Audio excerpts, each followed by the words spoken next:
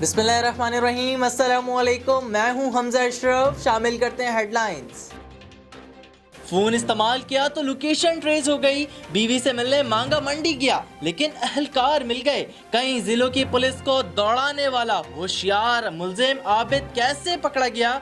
IG Punjab ने सारी कहानी सुना दी। वजीर आला पंजाब का सीआईए की टीम के लिए 50 लाख रुपए इनाम का ऐलान। मोटरवे ज्यादती केस के मरकजी मुलजिम का 14 रोजा जिस्मानी रिमांड भी मंजूर।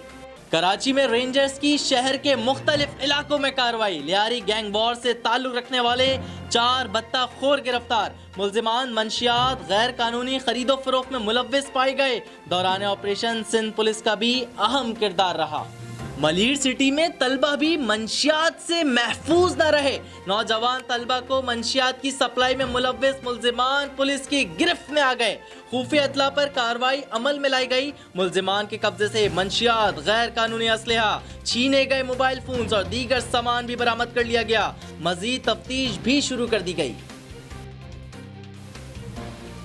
फिलहाल इतना ही। मजीद खबरों और अपडेट्स के लिए विजिट करें हमारी वेबसाइट csnlive.tv।